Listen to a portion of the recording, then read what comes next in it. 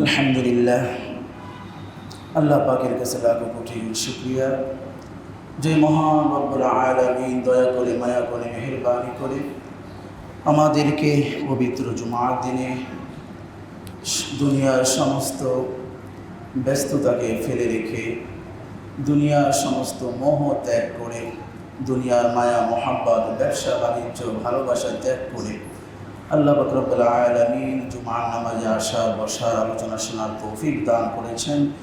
এই জন্য আল্লাহর দরবারে শুকরিয়া দান বলি আলহামদুলিল্লাহ। আল্লাহ পাক রব্বুল আলামিন যাকে মানবের মধ্য থেকে রাহবার হিসাবে না পাঠালে, না বানালে আমরা পথের দিশা পেতাম না, সেই আরবি নবী, সেই উম্মতের কান্ডারি নবী মুহাম্মদুর রাসূলুল্লাহ সাল্লাল্লাহু আলাইহি ওয়াসাল্লামের উপর অগণিত দুরূদ পাঠ করছি। আল্লাহ পাক রব্বুল আলামিন দুনিয়ার মানুষকে সৃষ্টি করে তাদের হেদায়েতের পথ বাতলিয়ে দিয়েছেন। আল্লাহ পাক রব্বুল আলামিন সূরা শামস যারা পড়েছেন, এর ভিতরে আল্লাহ পাক রব্বুল আলামিন অনেকগুলো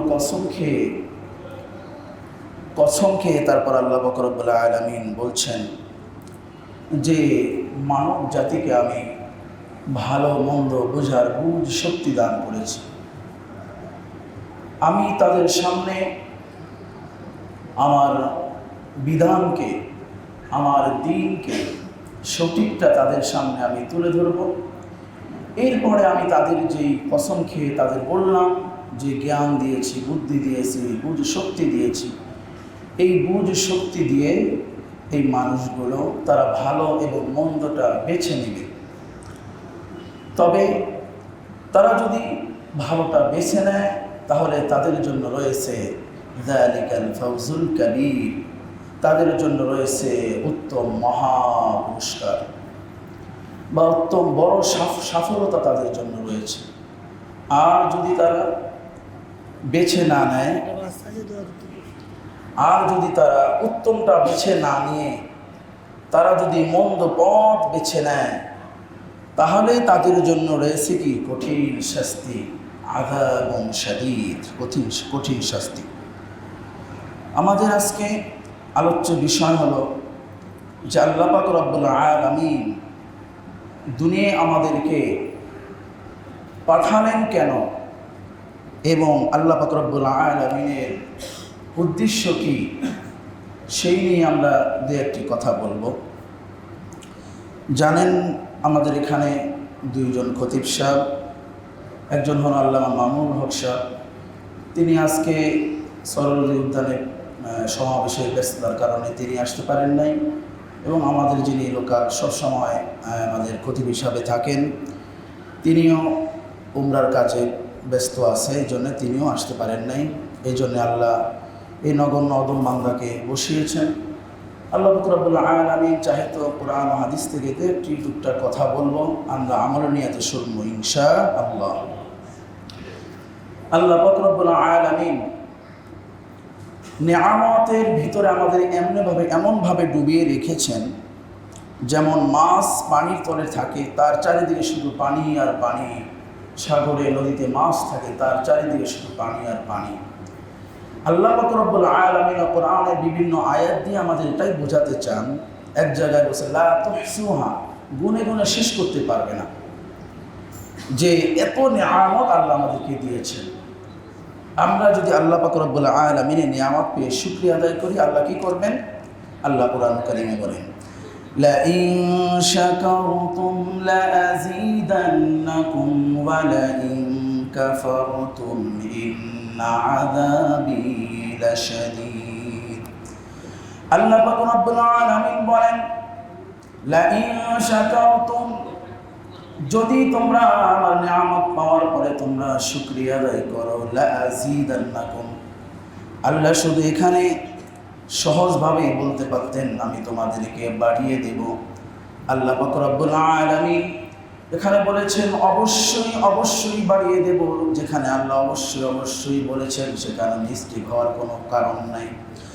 যদি আল্লাহ রব্বুল আলামিনের নিয়ামত পাওয়ার পরে শুকরিয়া আদায় করা হয়, অবশ্যই আল্লাহ রব্বুল আলামিন বলেছেন তোমাদের নিয়ামত বাড়িয়ে দেব।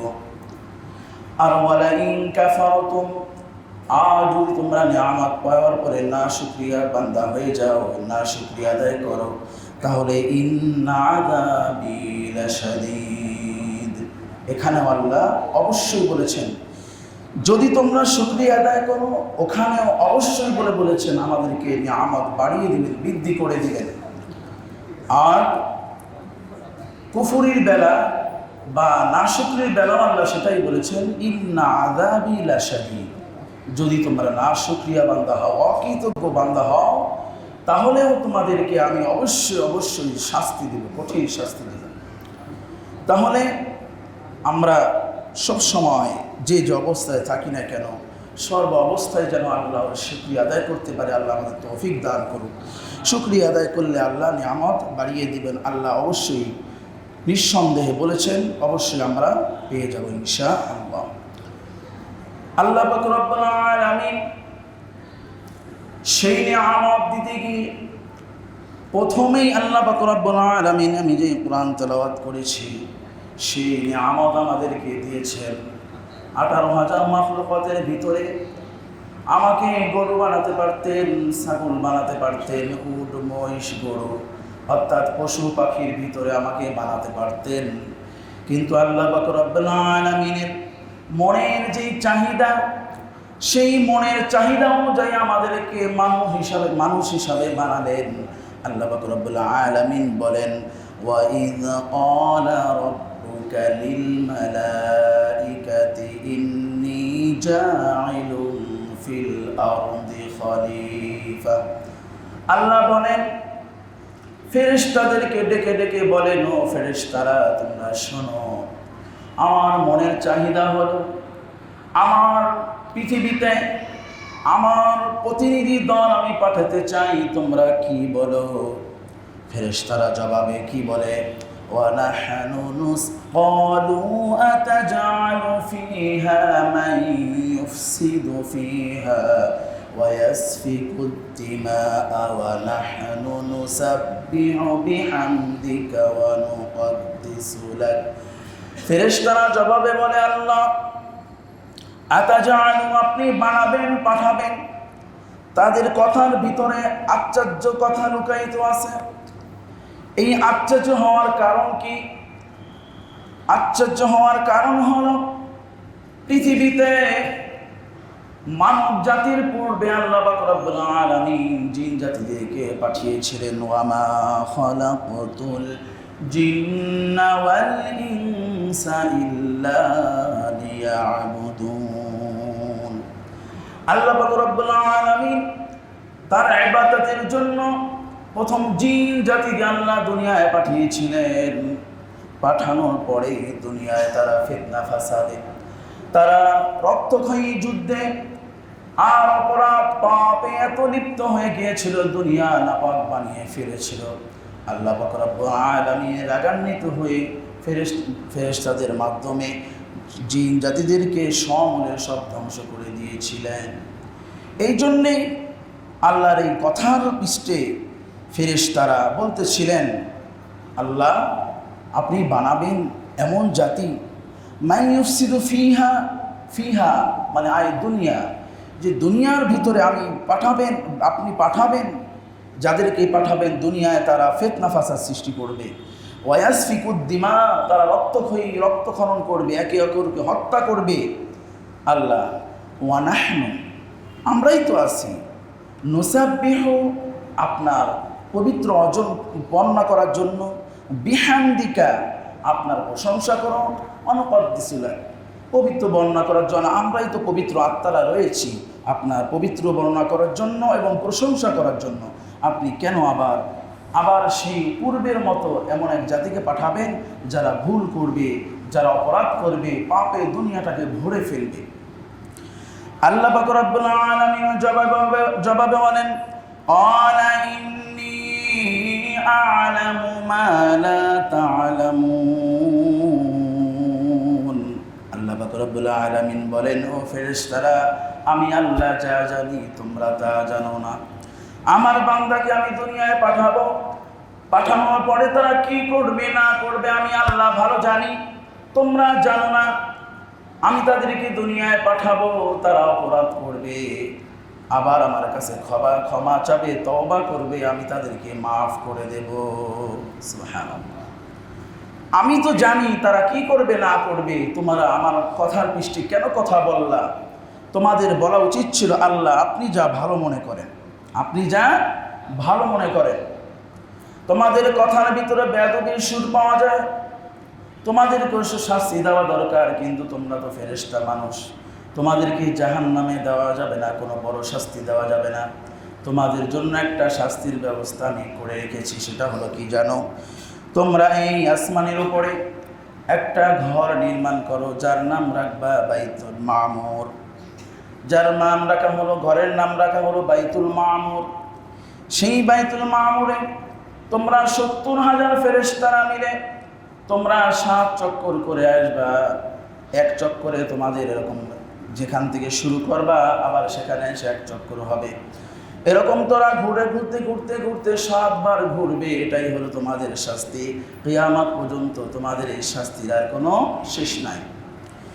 হাদিসে পাওয়া যায়, রাসূল আকরাম সাল্লাল্লাহু আলাইহি ওয়াসাল্লাম বলেন, ওই যেই দিন আল্লাহ হুকুম করেছেন 70,000 ফেরেশতা তোমরা 7 তওয়াফ করবা, সেই দিন থেকে 70,000 করে ফেরেশতারা তওয়াফ করছেন। এবং কিয়ামত পর্যন্ত হাদিসে বলা হয়, ওই যে প্রথম তওয়াফকারী 70,000 ফেরেশতারা, তারা যে একবার তওয়াফ করেছে, কিয়ামতের আগে তাদের আর সিরিয়াল আসবে না। সুবহানাল্লাহ, আল্লাহু আকবার। আল্লাহ কত ফেরেশতা সৃষ্টি করে রেখেছেন, আল্লাহ পাকই মালুম ভালো জানেন। তাহলে অগণিত ফেরেশতা, তাদের একটা আল্লাহ মৃদু শাস্তি দিলেন। এটা কি শাস্তির ভিতরে পড়ে? এটা আরো নেকের কাজ, ভালো কাজ। আল্লাহ বললেন, এটাই তোমাদের শাস্তি, তোমাদের তার অন্য কোনো শাস্তি দেওয়া যাবে না। তোমরা আমার কথার পৃষ্ঠে কেন কথা বললা? আমি তো জানি আমার বান্দাকে পাঠালে কি হবে না হবে। আল্লাহ পাক রব্বুল আলামিন ফেরেশতাদেরকে পবিত্র করার জন্য আসমানের উপরে বাইতুল মামুর নির্মাণ করে তাদের পবিত্র করলেন। এবার আল্লাহ পাক রব্বুল আলামিন যে ইচ্ছা করলেন তিনি দুনিয়ায় প্রতিনিধি পাঠাবেন। তারা তো এই ফেরেশতাদের মতো, এরাও তো অপরাধ করবে, ভুল করবে, পাপ করবে, তারা গুনাহের ভিতরে নিমজ্জিত হয়ে যাবে, দুনিয়ার মোহে পড়ে যাবে। তাদের পবিত্র বানানোর জন্য তো কিছু করা দরকার। ও ফেরেশতারা, বাইতুল মামুর বরাবর পৃথিবীর বুকেও আমার জন্য, আমার বান্দাদের জন্য তোমরা এমন একটা ঘর নির্মাণ করো, তারাও যেন যখন অপরাধ করবে, গুনাহ করবে, পাপ করবে, যখন তারা গুনাহের ভিতর লিপ্ত হয়ে যাবে, অনুশোচনায় যখন ফিরে আসবে, তখন তারা এই ঘরকে যদি তোয়াফ করে এবং আমার কাছে ক্ষমা চায়, আমি তাদেরকে, তোমরা যেরকম অপরাধের করার পরে তোয়াফ করার পরে পবিত্র হয়ে গেছো, অপরাধ থেকে মাপ পেয়ে গেছো, আমার বান্দাদেরকেও আমি এই হজ করার মাধ্যমে, তোয়াফ করার মাধ্যমে আমি আমার বান্দাদেরকেও পবিত্র বানাতে চাই। সুবহানাল্লাহ। তাহলে আল্লাহ পাক রব্বুল আলামিন এতক্ষণ যে কথার দ্বারা আমরা কি বুঝলাম? বাইতুল মামুর এটা ছিল ফেরেশতাদের পবিত্র হওয়ার জন্য একটা অস্ত্র বা মাধ্যম। দুনিয়ার বুকে ওই বরাবর বান্দাদের পবিত্র হওয়ার জন্য ঘর নির্মাণ হয়েছে, তার নাম কি? বাইতুল্লাহ, আল্লাহর ঘর, যেটা আমরা হজ করার জন্য যাই, সেখানে আমরা ইবাদত করি। আল্লাহ পাক রব্বুল আলামিন সেই কথাও বলে দিয়েছেন, হে মক্কাবাসীরা, তোমরা সেই অনেক আগে থেকেই, তোমরা ঈসা আলাইহিস সালামের পরের সময় থেকে তোমরা অনেক কষ্ট ক্লেশের ভিতরে দিন কাটাচ্ছ। তোমরা অনীহা প্রকাশ হয়ে গেছে তোমাদের ভিতরে। তোমরা ডাকাত, চোর ডাকাত, তাদের কারণে তোমরা অতি বিতৃষ্ণা হয়ে গেছো, তোমরা তৃষ্ণাহীন হয়ে গেছো, তোমরা ধৈর্যহারা হয়ে গেছো। তবে আমি তোমাদেরকে পথ বাদ দিয়ে দিচ্ছি, তোমরা যদি এই কাজটা করো তাহলে তোমাদেরকে আমি নিরাপত্তা দান করতে পারি। সূরা কুরাইশ যাদের মুখস্থ তারা বলতে পারেন, ফালইয়াবুদু রাব্ব হাযাল বাইত আল্লাযী আত'আমাহুম মিন জু'ইন ওয়া আমানাহুম মিন খাউফ। আল্লাহ পাক রব্বুল আলামিন বলেন, তোমরা যদি এই চোর ডাকাত থেকে, লুণ্ঠন থেকে তোমরা যদি নিরাপদ থাকতে চাও, তাহলে ফালিয়াবুদু রাব্ব হাযাল বাইত, আমি যেই ঘর নির্মাণ করেছি এই ঘরের তোমাদের ইবাদত করতে হবে। যদি তোমরা ইবাদতে লিপ্ত হয়ে যাও তাহলে তোমাদেরকে আমি দুইটা পুরস্কার দেব। এক নাম্বার পুরস্কার হলো, তোমরা রিজিক তালাশের জন্য সেই সুদূর ইয়ামানে, সেই সিরিয়ায়, সেই শাম দেশ, বিভিন্ন জায়গায় তোমরা ঘোরাঘুরি করো, ব্যবসা বাণিজ্যের জন্য যাও, রিজিক তালাশের জন্য।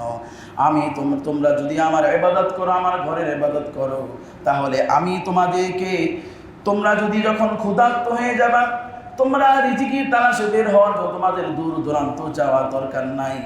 তোমরা যদি আমার ইবাদত করো, আমি তোমাদের জন্য এই মক্কার বুকে তোমাদেরকে রিজিকের ব্যবস্থা করে দেব। সুবহানাল্লাহ। রিজিকের অভাব আছে মক্কা মদিনায়? রিজিকের অভাব নাই। আল্লাহ এমন এমন রিজিক দিয়ে রেখেছেন, তারা যারা আসে তারা বলে, তারা মানে মন ফুরে খাওয়ার পরও তারা ফেলে দেয়, এবং সেগুলো বিভিন্ন যারা নর্মাল মানুষ আছে তারা নিয়ে সেটাকে আহরণ করে খায়।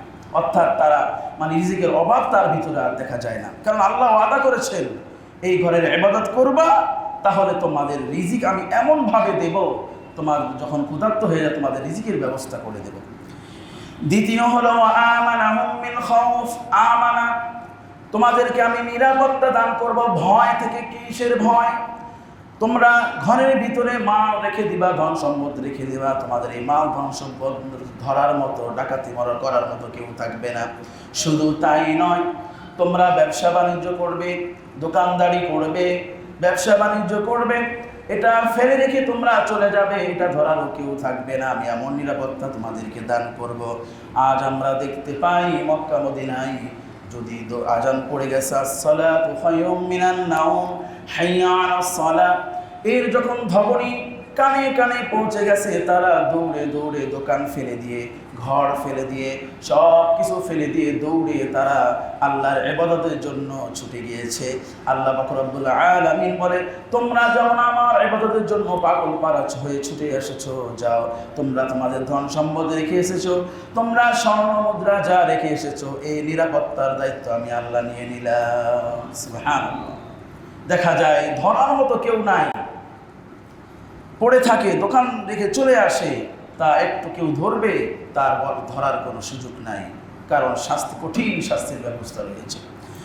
যাই হোক, তাহলে বলতেছিলাম আল্লাহ পাক রব্বুল আলামিন এই বাইতুল্লাহকে বানালেন মানুষের পবিত্রতার জন্য। আল্লাহ পাক রব্বুল আলামিন ফেরেশতাদেরকে পবিত্র বানানোর জন্য বাইতুল মামুর বানালেন, এবং দুনিয়ায় বাইতুল্লাহ বানালেন শুধু মানুষেরকে পবিত্র করার জন্য। আল্লাহ পাক রব্বুল আলামিন দুনিয়ার বুকে মানুষ যখন সব দিক থেকে মুখ ফিরিয়ে নিয়ে, যখন তারা ধৈর্যহারা হয়ে যায়, যখন কোনো মানুষ ধৈর্যহারা হয়ে আল্লাহ পাক রব্বুল আলামিনের কাছে ফিরে আসে, এই মানুষগুলা প্রশান্তি লাভ পায়। আল্লাহ পাক রব্বুল আলামিনও বলেন, দুনিয়ার মোহের ভিতরে, ধন সম্পদের ভিতরে, টাকা পয়সার ভিতরে, দুনিয়ার চাকচিক্যের ভিতরে কোনো শান্তি নাই, দুনিয়ার মোহের ভিতরে কোনো শান্তি নাই। একমাত্র শান্তি আছে আমি আল্লাহ পাক রব্বুল আলামিনের ইবাদতের ভিতরে। সুবহানাল্লাহ। আল্লাহ পাক রব্বুল আলামিনের ইবাদতের ভিতরে, আল্লাহ পাক রব্বুল আলামিনের দ্বীনের ভিতরে, আল্লাহ পাক রব্বুল আলামিনকে মানার ভিতরে, রাসূল আকরাম সাল্লাল্লাহু আলাইহি ওয়াসাল্লামের সুন্নাত মানার ভিতরে আছে উত্তম শান্তি, এবং এটা আছে একদম কি বলে মানুষের একটা প্রশান্তির জায়গা। দুনিয়ায় মানুষ শান্তি খুঁজে বেড়ায় যে কোথায় গেলে শান্তি পাওয়া যায়, কোথায় গেলে শান্তি পাওয়া যায়। মানুষ শান্তির পিছনে দৌড়াতে দৌড়াতে দৌড়াতে শেষ সময় তারা বলে বেড়ায়, হ্যাঁ রে, আমার দুনিয়ায় কোথাও শান্তি নাই, যদি আমি মসজিদে আসি, 2 রাকাত নামাজ পড়ি, আমি তৃপ্তি পাই, আমি শান্তি পাই। আমি দুনিয়ায় অন্য কিছুর ভিতরে শান্তি পাই না, যখন আল্লাহকে আমি আল্লাহ বলে ডাক দেই, তখন আমার মনের ভিতরে প্রশান্তি পাই। অর্থাৎ আল্লাহ পাক রব্বুল আলামিনের কাজের ভিতরে, আল্লাহ পাক রব্বুল আলামিনের ইবাদতের ভিতরেই আছে শান্তি। অন্য কোথাও শান্তি আপনি যতই খুঁজে বেড়ান, শান্তির পথ খুঁজে পাওয়া যাবে না, শান্তির কুল কিনারা পাওয়া যাবে না, যতক্ষণ পর্যন্ত মানুষ আল্লাহ পাক রব্বুল আলামিনের গণ্ডির ভিতরে না আসবে, তারা শান্তি পাবে না। এবার আল্লাহ পাক রব্বুল আলামিন এই ঘর নির্মাণের ক্ষেত্রে একটা ধারাবাহিকতা রক্ষা করলেন। প্রথম ফেরেশতাদেরকে দিয়ে বানালেন, এরপর আল্লাহ পাক রব্বুল আলামিন আদম আলাইহিস সালামকে যখন দুনিয়ায় পাঠান, তখন আল্লাহ পাক রব্বুল আলামিন বলেন, হে আদম, দুনিয়ায় তোমাকে পাঠিয়েছি, তবে যদি তুমি যে অপরাধ করেছো সেটার থেকে পবিত্র হতে চাও, পরিত্রাণ পেতে চাও, তোমার পন্থা হলো দুইটা। পন্থা কয়টা? দুইটা পন্থা। আমরাও যখন কোনো অপরাধ করে ফেলবো, আমাদের জন্য দুইটা পন্থা অবলম্বন করতে হবে। যদি আমরা করি তাহলে আল্লাহ আমাদের পবিত্র বানায় দিবেন। প্রথম হলো, যখনই আমাদের অপরাধ হয়ে যাবে তৎক্ষণাৎই আল্লাহ পাক রব্বুল আলামিনের কাছে মাফ চাইতে হবে, দোয়া করতে হবে, তওবা করতে হবে। আল্লাহ পাক রব্বুল আলামিন আমাদের জন্য আদম আলাইহিস সালামের মাধ্যমে দোয়া শিখিয়ে দিলেন, রব্বানা যালামনা আনফুসানা ওয়া ইল্লাম তাগফির লানা ওয়া তারহামনা লানাকুনান্না মিনাল খাসিরিন। আল্লাহ পাক রব্বুল আলামিনের কাছে আদম আলাইহিস সালাম, হাওয়া আলাইহিস সালাম দুইজন দোয়া করলেন, হে আল্লাহ, রব্বানা, হে আমাদের রব, যালামনা, আমরা জুলুম করে ফেলেছি, আনফুসানা, আমাদের নফসের উপরে, ওয়া ইল্লাম তাগফির লানা, যদি আপনি আমাদেরকে ক্ষমা না করেন, ওয়া তারহামনা, আমাদের উপর রহম না করেন, লানাকুনান্না, অবশ্যই আমরা হয়ে যাব, পড়ে যাব, খাসিরিন, ক্ষতিগ্রস্তদের ভিতরে অন্তর্ভুক্ত হয়ে যাব। আল্লাহর কাছে এই দোয়া করলেন, আল্লাহ দোয়া শিখিয়ে দিলেন, দোয়া করলেন, হে আদম, শুধু এই দোয়ার মাধ্যমেই তোমাদের আজ পবিত্র অর্জন হবে না, আরো একটা কাজ করতে হবে। তোমরা একটা ঘর নির্মাণ করো আর এই ঘরের ইবাদত করতে থাকো। যদি ইবাদত করো তাহলে আমি তোমাদের উভয়কে পবিত্র বানায় দেব। সুবহানাল্লাহ। এরপর আদম আলাইহিস সালাম ঘর নির্মাণ করলেন, ইবাদত করলেন, আল্লাহ পবিত্র বানায় দিলেন।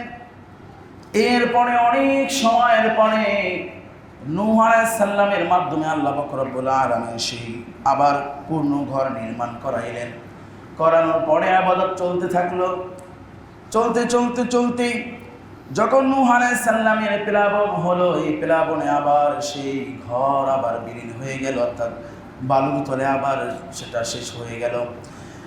অনেক দিন থাকার পরে এরপরে লাশ পর্যায়ে আমরা জানি আমাদের মুসলিম জাতির পিতা হযরতে নবিয়ুনা ইব্রাহিম আলাইহিস সালাতু ওয়াস সালামকে আল্লাহ পাক রব্বুল আলামিন এবং তার সন্তান উভয়কে আল্লাহ পাক রব্বুল আলামিন হুকুম দিলেন, তোমরা ঘর নির্মাণ করো, সুন্দর করে ঘর নির্মাণ করো। আল্লাহ পাক রব্বুল আলামিন সেই কথাও সূরা বাকারার ভিতরে তুলে দিয়েছেন, ওয়া ইয ইয়ারফাউ ইব্রাহিমুল কওয়াইদা মিনাল বাইতি ওয়া ইসমাঈল রব্বানা তাকাব্বাল মিন্না ইন্নাকা আনতাস সামিউল আলিম।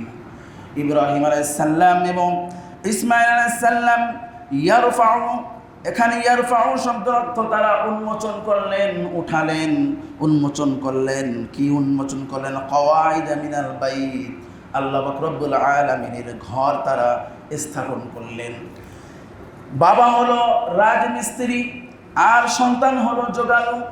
সন্তানকে ইসমাঈল আলাইহিস সালাম আর বাবা ইব্রাহিম আলাইহিস সালাম তিনি হলো রাজমিস্ত্রি। তিনি কি করেন? একটা একটা করে ইট দ্বারা করান।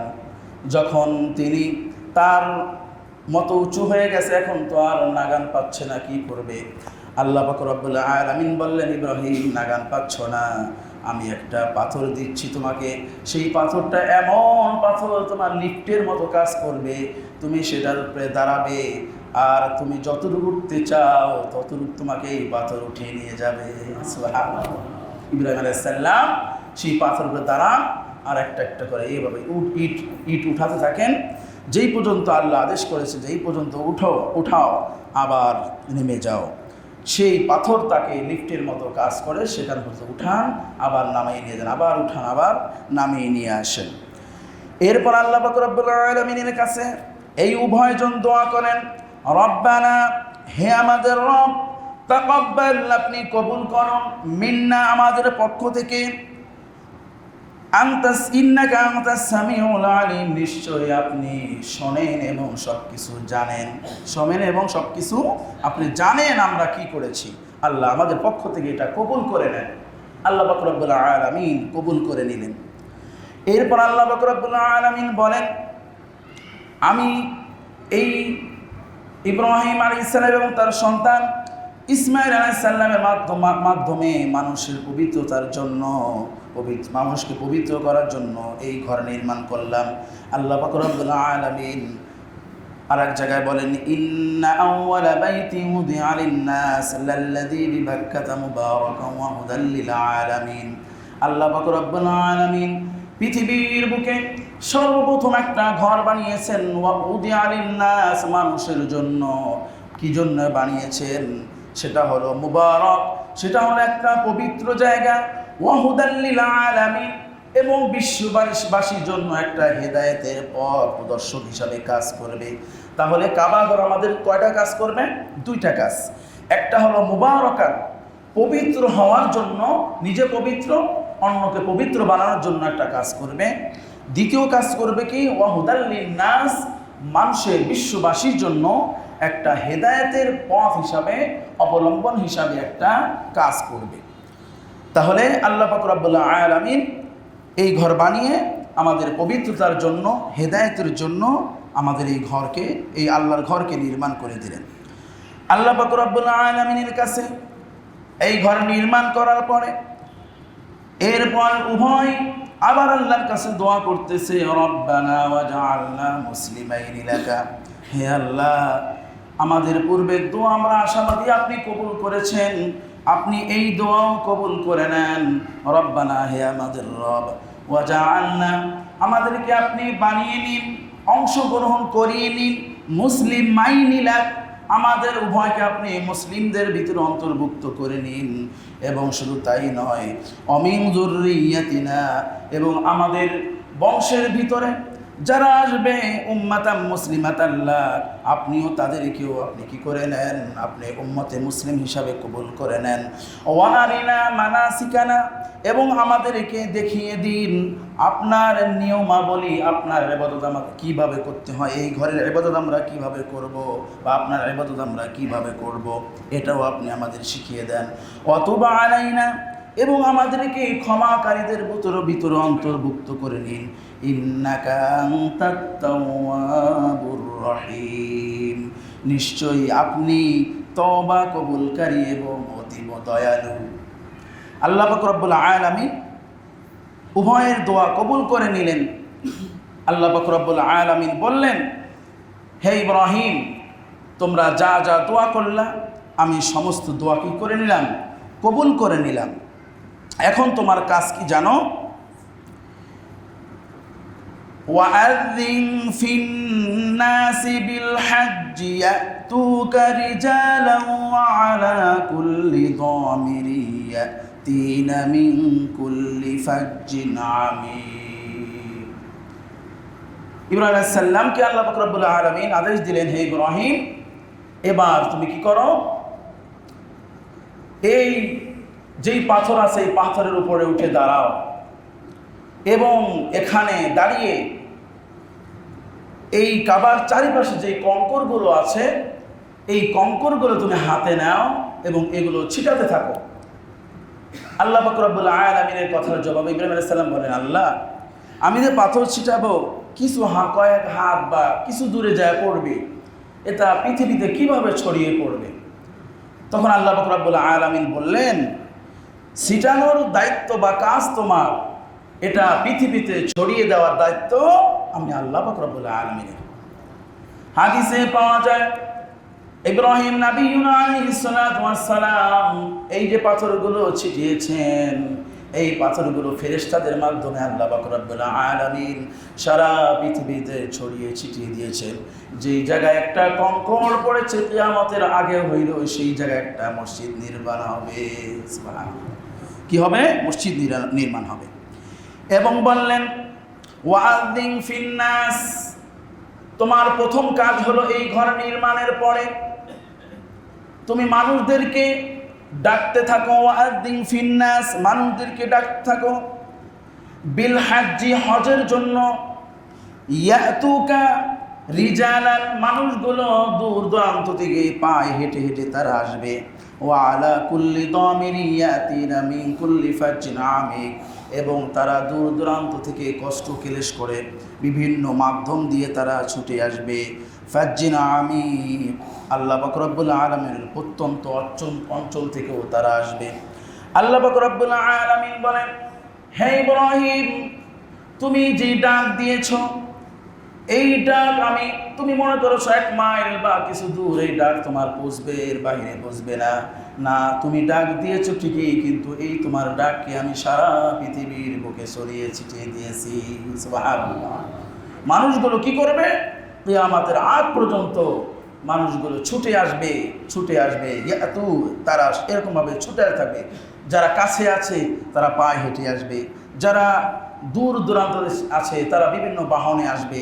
এবং শুধু তাই নয়, প্রত্যন্ত অঞ্চল, এমন এমন অঞ্চল থেকে তারা আসবে, কোনো সময় তারা জানতো না। যখনই তাদের কর্ণকুহরে এই কথা পৌঁছবে যে আমরা অপরাধী, আমরা অপরাধ দূর করার জন্য, পবিত্র হওয়ার জন্য আমাদের একটা মাধ্যম আছে, সেটা হলো আল্লাহর ঘরকে জিয়ারত করা, তওয়াফ করা। যদি তুমি নিজেকে পবিত্র বানাতে চাও, বেগুনাহ মাসুম বান্দা বানাতে চাও, তাহলে তোমাদের উত্তম কাজ হলো আল্লাহর ঘরকে কি করা? জিয়ারত করা, এক কথায় হজ করা। যদি তোমরা যাও তাহলে তোমরা এই কথা কোনো মুসলমানের কানে যখন পৌঁছে যায়, তখন সেই মুসলমান আর কি থাকতে পারে না, ঠিক থাকতে পারে না। তখন যেভাবেই হোক, তখন আল্লাহ পাক রব্বুল আলামিন তাদের কি করে দেন? তারা যদি নিয়ত করে তাহলে তাদের নিয়তকে আল্লাহ সহজ করে দেন। যাই হোক, আল্লাহ পাক রব্বুল আলামিন এরপর বললেন, তোমার প্রথম কাজ হলো এই ঘরে হজ করা। দ্বিতীয় কাজ হলো, জানো যে যারা এই ঘরে হজ করবে অথবা যারা এই ঘরের ইবাদত করতে আসবে, জানো আমি তাদেরকে কি করব? আমি প্রতিদিন তাদের উপর রহমত নাজিল করব।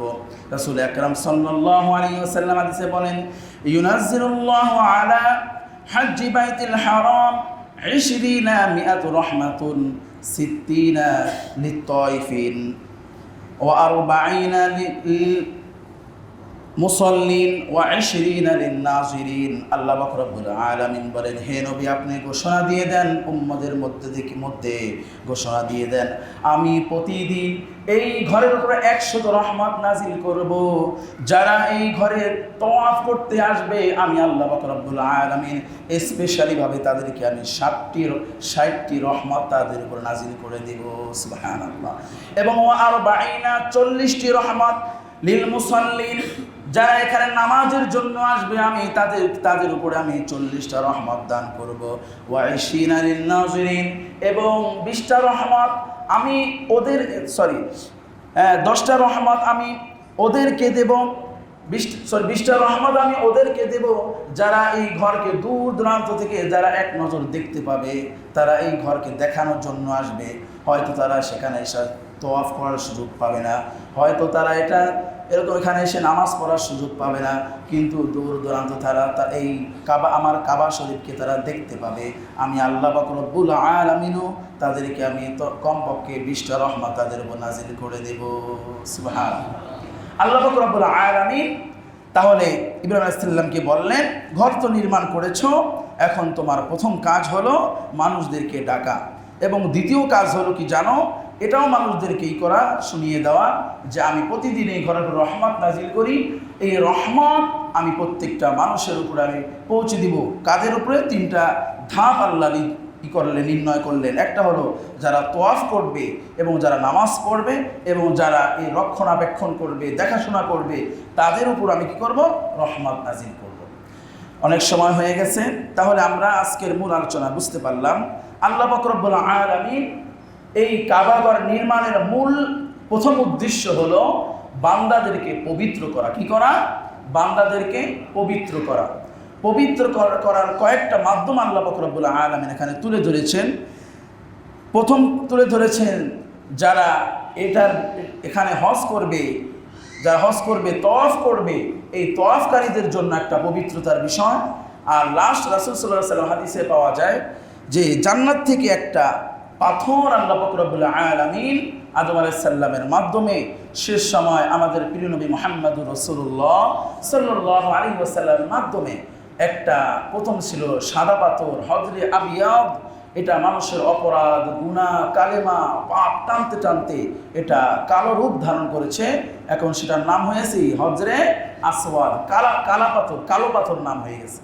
যাই হোক, এটা সাদা পাথর নাম ছিল, এক সময় দবদবে সাদা ছিল। মানুষের স্পর্শ, গুনাহের স্পর্শ, হাতের স্পর্শ পেতে পেতে এটা একটা কালো রূপ ধারণ করেছে। আল্লাহ পাক রব্বুল আলামিন এটাও দিয়েছেন মানুষ একটা পবিত্র জন্য। এটা আসলে এই পাথর, এটার তো কোনো মূল্যদান নাই। আল্লাহ পাক রব্বুল আলামিন দিয়েছেন। একবার ওমর রাদিয়াল্লাহু তাআলা আনহু অথবা আবু বকর রাদিয়াল্লাহু আনহু এই পাথরকে লক্ষ্য করে বলতেছিলেন, হে পাথর, আমি জানি তোমার ভিতরে কোনো বরকত বা তোমার ভিতরে কোনো কিছু লুকায়িত নাই। আমি আল্লাহ রাসূল সাল্লাল্লাহু আলাইহি ওয়াসাল্লাম অর্থাৎ আমাদের প্রিয় হাবিবকে, আমার প্রিয় কলিজার টুকরাকে আমি দেখেছি এটাকে চুম্বন করতে, এই জন্য আমি এটাকে চুম্বন করছি। আমি এটা কি করছি? চুম্বন করছি। এটার দ্বারা কি হয়? আল্লাহ পাক রব্বুল আলামিন মানুষদেরকে পুত পবিত্র বানায় দেন গুনাহ থেকে, অপরাধ থেকে। আমরাও নিয়ত করি আল্লাহ পাকের কাছে যে আল্লাহ, আমাকে হজ না করে আমাকে মৃত্যু দিও না।